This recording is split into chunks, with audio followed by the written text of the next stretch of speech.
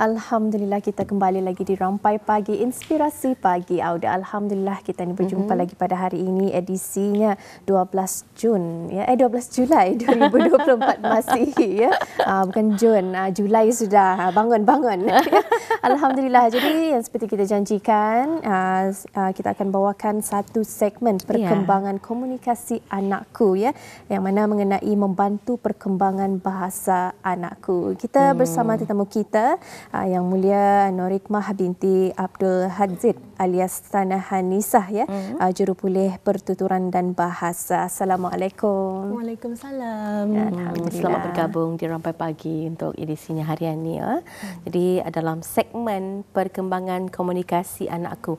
Ini merupakan antara segmen yang dinanti-nantikan di Rampai Pagi juga kerana ia cukup dan terus relevan khususnya kepada ibu bapa yang masih lagi ada anak-anak kecil, lingkungan umur 10 tahun ke bawah lebih kurang. Baik Fifah, kita akan terus kepada agenda kita ni ya.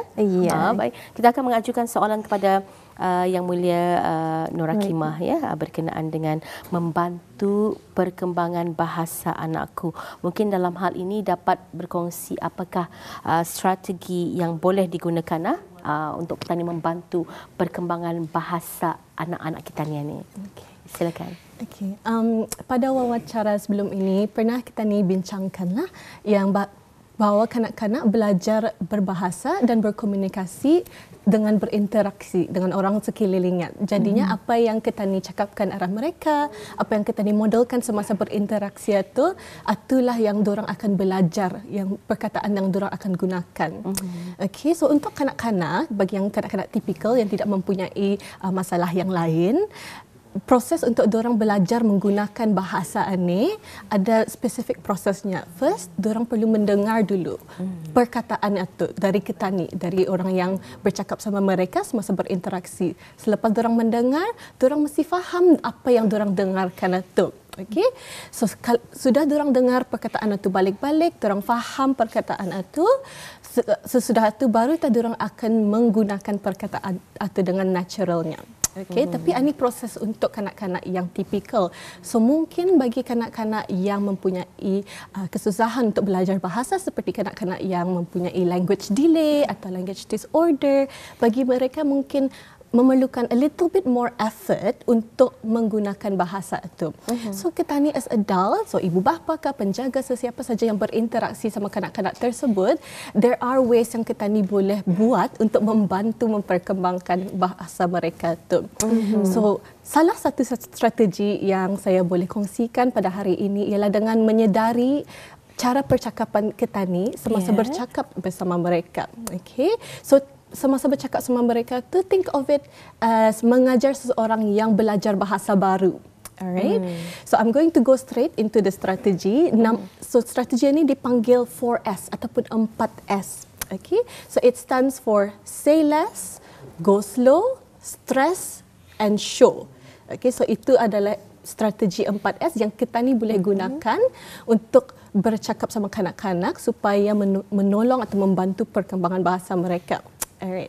So bolehkah saya demonstrasikan strategi ini? Yes, menghuraikan lagi. Okay. So just in case kita pandai berbahasa Polish, bercakap bahasa Polish, kita faham atau kita maksudnya itu bahasa apa tu? Bahasa kanak-kanak ni? Bahasa Polish, bahasa Poland, negeri Poland kita faham. Okay, saya akan demonstrasikan. So let's see kalau kita dapat copy saya dan faham apa yang saya cuba sampaikan arah bis kita. Okay. So Mozamboli Iamoshi Ishdudomu. Mazamboli Iamoshi Ishdagambu. Okay, good try. So adakah is it easy for bis kita untuk copy saya? Tidak semudah kalau kita ni tahu teknik cara sebutan kan tahu. Yes. Okay. Adakah kita boleh faham saya? Memang indah lah. Indah faham.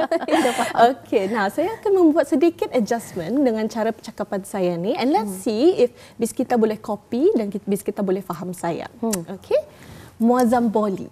Macam bomboloni cuba ni. Okay. So is it easier untuk bis kita copy? Kalau satu perkataan lebih mudah. Yes, compared to sebelum Ani tadi, it's easier kan? Okay. So apa perubahan yang saya buat di sana tu? Say less. Yes, say less. Kurangkan atau memendekkan patah perkataan itu according to level kanak-kanak itu. Okay. And then tapi kita boleh copy saya, tapi adakah kita boleh faham apa saya cakap? Tentu Indah, masih belum maknanya anda faham. Maknanya belum faham. Okey, saya akan membuat sedikit lagi adjustment dengan apa yang cara percakapan saya. Okey. Muazzam boleh. Muazzam boleh. Okey. So apakah perubahan di sana yang saya telah buat? Perlahan. Yes. Go slow. Go slow, that's right. Okay. So it makes it easier for kanak-kanak untuk mendengar sebutan tersebut. Okay. Yeah. Because untuk dorang belajar untuk menyebut perkataan tu, dorang perlu mendengar sebutan tersebut. Yeah. Okay. So there is another perubahan yang saya membuat di sana itu. Cuba kita dengarkan lagi. Muazzam boleh.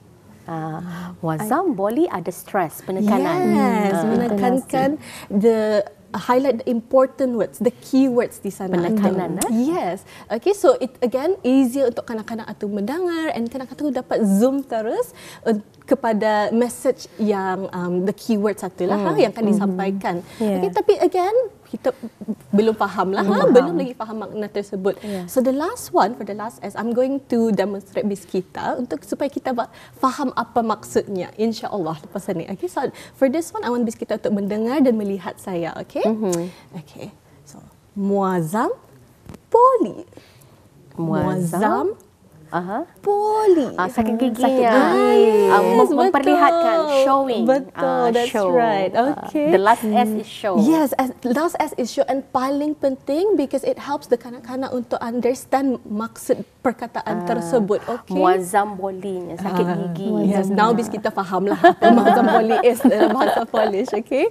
So walaupun balik-balik bis kita cakap muazzam boleh, tetapi kalau kita in the show, kanak-kanak tu will not understand. Okay, so that is the 4S strategi yang saya maksudkan itu. So semasa mesti kita ingat semasa bercakap sama kanak-kanak itu, think of them as someone yang belajar bahasa baru. So it's something that dorang dah faham, dorang dah pernah dengar langsung. Okay. Jadi maksudnya di sini apapun bentuk bahasa permulaan arah kanak-kanak itu, it doesn't matter. Ataupun orang indah mengapa. Sekurang-kurangnya kita ni sebagai orang dewasa, indung ataupun pendamping anak-anak ni memberikan tunjuk ajar yang betul dengan strategi 4S yang dinyatakan tadi. Say less, go slow, stress and show. Yes, betul. Jadi 4S1. Saya ada melihat satu klip yang masa ni di media sosial, macam-macam sebenarnya kita ni boleh dapat input daripada sana. Kalau kita ni mau hal ehwal pendidikan ada di sana, hal ehwal fashion ada di sana, kosmetik dan seumpamanya.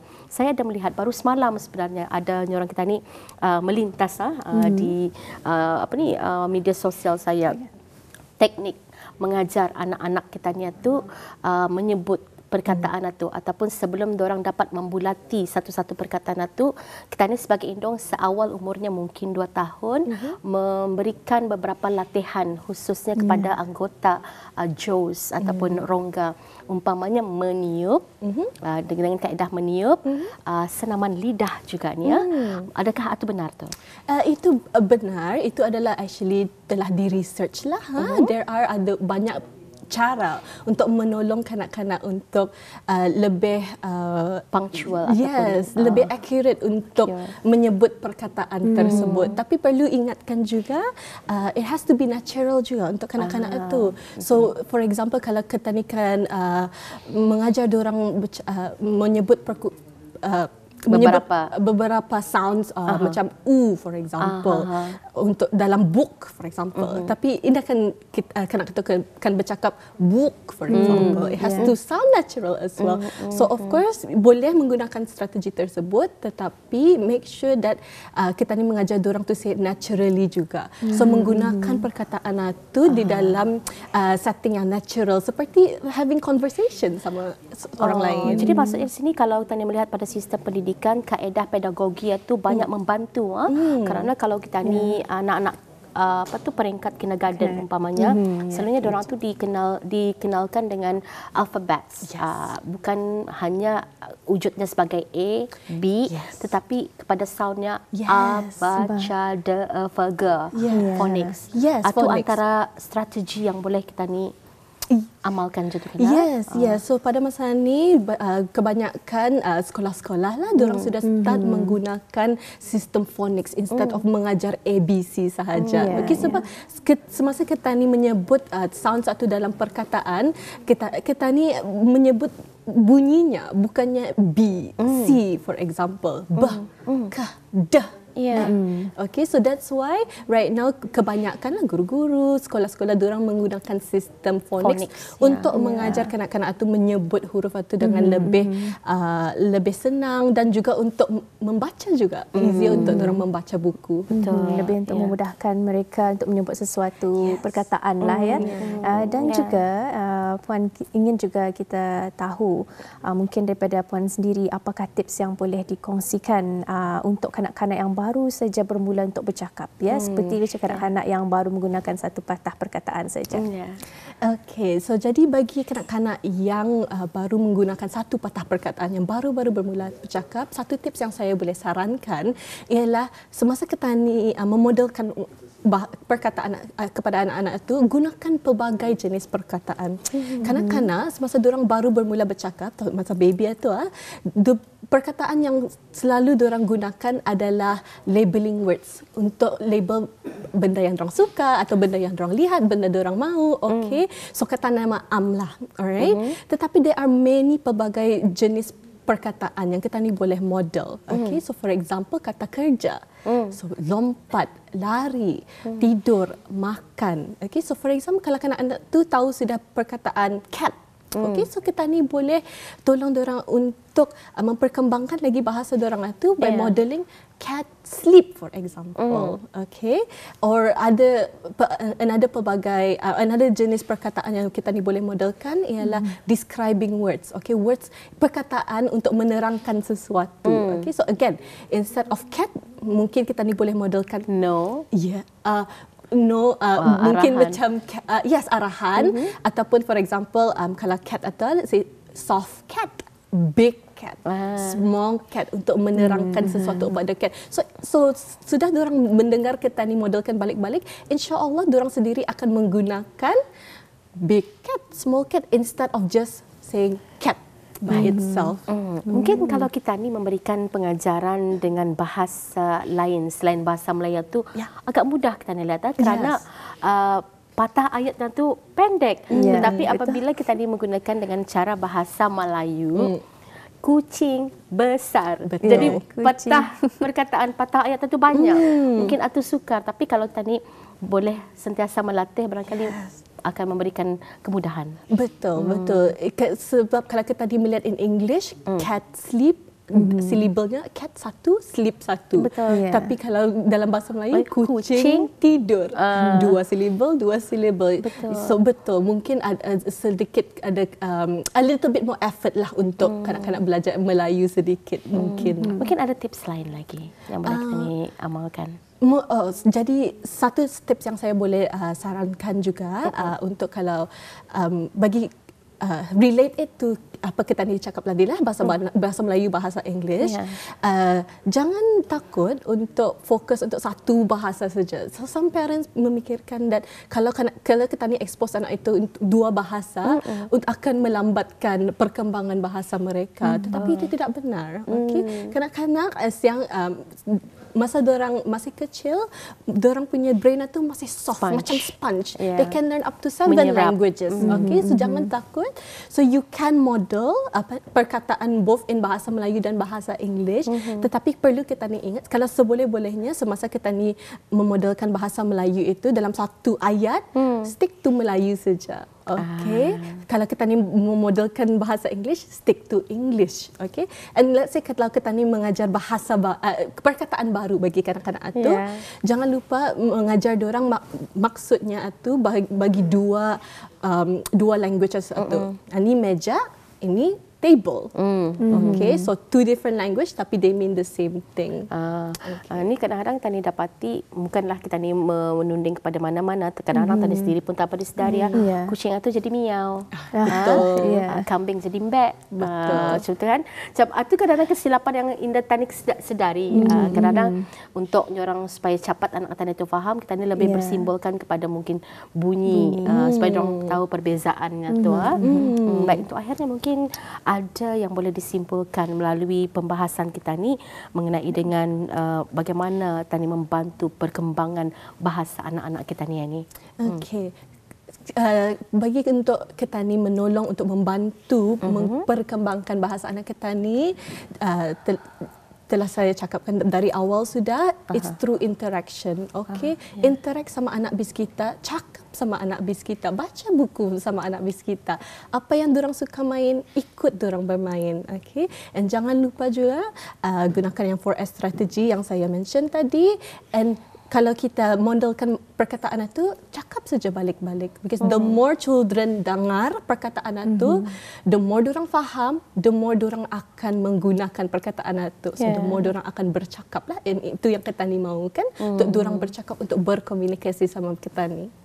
Dan orang sebagai indung ataupun sebagai penjaga boleh putus asa tu kerana peringkat kemampuan dan penangkapan anak-anak ini berbeza. Betul. Jadi kalau kita ni melihat ada satu keganjilan pada anak-anak kita ni, khususnya dari segi pertuturan, di mana boleh diorang merujuk ni sebenarnya? Dari awal, kalau bis kita nampak sudah ada, kadang-kadang bis kita ada kelainan atau kesusahan untuk belajar bahasa ke, sebutan ke apa saja, bis kita boleh terus merujuk kepada jurupulih pertuturan dan bahasa lah, atau special language therapist.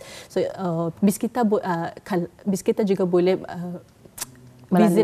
visit the doctor lah juga, dan diorang akan merefer bis kita ke jurupulih pertuturan dan bahasa juga. Baik, apapun terima kasih ya. Ini antara lain yang kita rasakan cukup bermanfaat ni Fifah, betul. Khususnya kepada ibu bapa ataupun mungkin yang akan bakal jadi ibu bapa. Ini pastinya senario ataupun pengalaman baru kepada kita ni semua.